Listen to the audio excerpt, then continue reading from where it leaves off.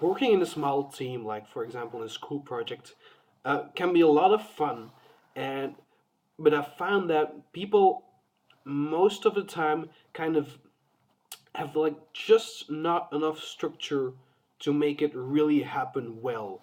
So you kind of meet up, you say, oh, let's you do this, let's do this, let's distribute our tasks, and then kind of people start forgetting it, or they're late for their deadlines, or they don't complete what they should do, or they do something else. So I actually recommend, if you're doing a group project, give it a little bit more structure than you would normally do. And this might seem kind of hard because it's awkward to say, like, hey, okay, guys, let's pick one person who is the responsible for the project and who will kind of lead it. It's kind of weird if you're all students and if you have all the kind of the same experience or something, but like, do it, okay? Just do it.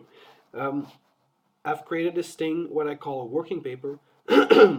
Let's say you're for example you're writing a paper, then I would suggest you keep a separate document called your working paper, which describes, okay, what do we have to do, what are our meetings, what did we discuss there, what did we decide. Just keep it all in one document. Keep it separate from your deliverable if you have to write a paper, for example, but don't kind of distribute it across 10 or 20 documents because it will just be too hard to find everything. So this is kind of the template. Let's just go through with it. Working paper, okay, you enter the name of your project here. Then give it a quick description, like what are we actually doing.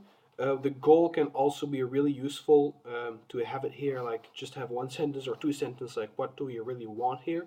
Uh, this can be really the description of a task, but this can also be like what kind of uh, how do we want to create this? What is the excellence we want to give on this thing? What is our team's special twist, for example?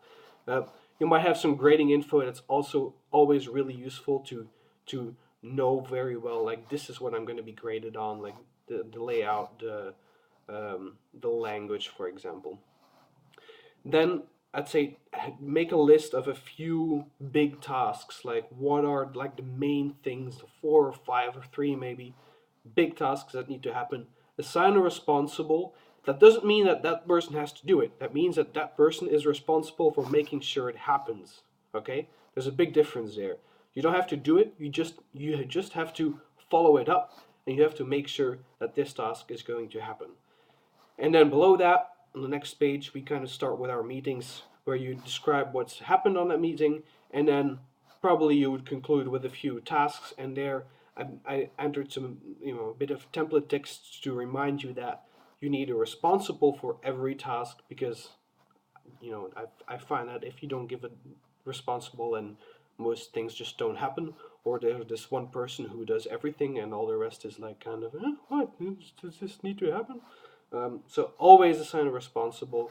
Tell him to do a certain thing by a certain date.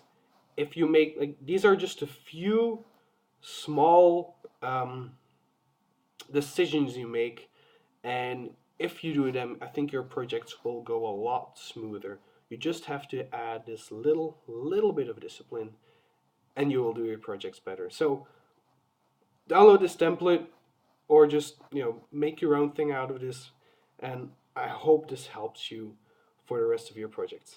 Thanks for watching, guys.